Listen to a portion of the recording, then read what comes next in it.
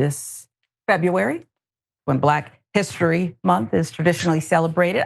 We always have to add that part.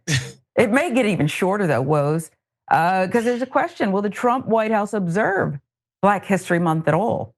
I want to know how, if they do.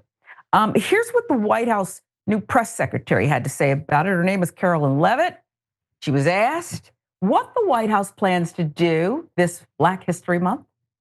As we're dealing with anti-DEI, anti-woke efforts, we understand this administration thinking about celebrating Black History Month. Have you got any word on that? Anything that you can offer to us? As far as I know, this White House certainly still intends to celebrate, and we will continue to celebrate American history and the contributions that all Americans, regardless of race, religion, or creed, have made to our great country, and America is back.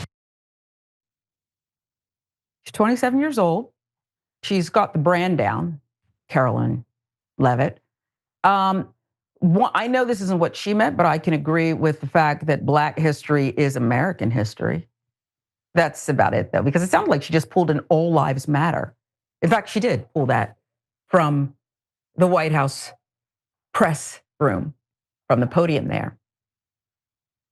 President Donald Trump rolling back federal DEI initiatives, as April Ryan's question talked about. There is now a huge question mark in the air regarding whether or not the federal government will formally acknowledge Black History Month as it has done in the past. According to an email obtained by the Wall Street Journal, officials at the U.S. Department of State have been directed by the White House to observe Black History Month by, well, not exactly observing Black History Month. The vague guidelines for how officials should observe BHM include the highlighting of a valuable contributions of individual Americans throughout U.S. history, while ensuring our public communications maintain the spirit of the directive eliminating DEI. News One with the details. State Department official told the Journal that staff members were taking the directive to mean they are to refrain from holding public events or putting out messages that directly observe BHM, which the federal government has done since the 70s. That's how we're reading it, one official said, adding that the diplomats I spoke to today with decades of experience couldn't remember a time we failed to observe Black History Month officially. Considering it was Trump who first popularized the propaganda-infused attack on critical race theory, which then led to Republican legislators banning non-whitewashed Black history into white and fragile oblivion, it wouldn't be surprising if he were using his anti-DEI orders to silently end the public observation of BHM.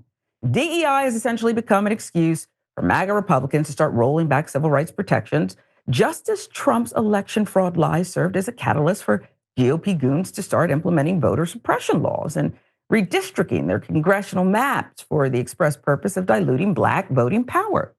In addition, Pentagon's intelligence agency has paused observations of Pride Month, Black History Month, Martin Luther King's birthday, Holocaust Days of Remembrance, Juneteenth, and other annual cultural events as federal agencies scramble to try to conform to President Trump's repudiation of diversity programs.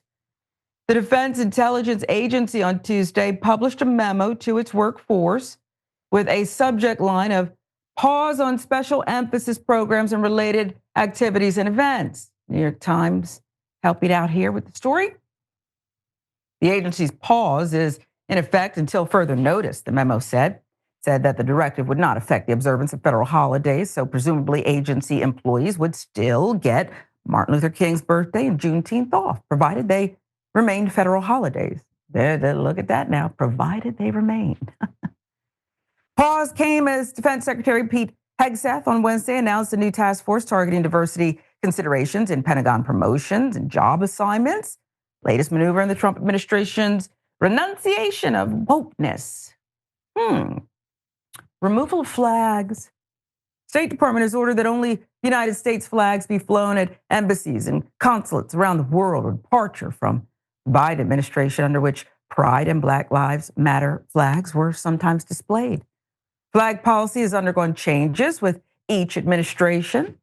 The display of rainbow flags have previously been routine at American diplomatic posts since 2011, when Hillary Clinton, then Secretary of State, said in a speech that gay rights are human rights. You mean gay people are human? Imagine that. Doesn't that sound ridiculous? I didn't know they were human. This is America, you better look at your life. 2019, under the previous Trump administration, the State Department instructed missions that the rainbow flag may not be displayed on a public-facing flagpole. Some embassies, such as those in South Korea and Israel, still put up pride flags or banners in public view, but not on poles. I want you to take a crack at this right off the top, Woes, because listen, racism is alive and well, and I believe that we see you, okay? Whether you're in administration or walking down the street or slurring a valet, okay, in Beverly Hills, we see you. But this is a distraction. It's a disgusting distraction. Look how he gets us all riled up, and it should, but he's not doing it because he's racist. He may be that, right? It's a distraction so we can pick your pocket, take away your rights, give you no way to weigh in and vote on this. That's what I believe. Dude, you nailed it right on the head. I really hope that Black people understand what the hell is going on with this. Just a couple of things. Like, I don't know about you, but I don't know a single Negro who woke up one February thinking, I'm so proud to be Black today. The Pentagon showed me love. That's right. The Pentagon recognized the greatness of my Blackness. Like, it's just a distraction, man. These people's Medicaid got paused this week, okay? Access to healthcare was paused for millions of people this year. You know, a court had to throw out the nonsense that these people are doing. That stuff is important. I'm sorry, like if Trump came out every single day at his press briefings and was like, you know, did you know George Washington Carver invented the peanut? Like, would that make our lives better as Black people? No. And honestly, man, the first thing that comes to mind when I hear all of this, I think about the sort of inverse of this, which is Nancy Pelosi and Chuck Schumer and Kente Cloth. And I don't need it. I don't need any of it. I don't want it. Don't want to see it, don't want to hear it, but I will tell Black people, please do not be distracted by this.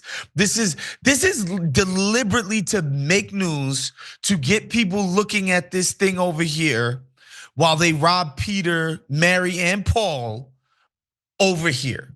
So don't get distracted. Keep your eyes on the ball. We don't need or probably want Donald Trump celebrating us on Black History. No, because I said on this network, poor John Iderola. I said, it's my fear of not that he won't, it'll be how he does it. And I see a huge plate of fried chicken and watermelon. There, I said it again. Look what he did on Cinco de Mayo.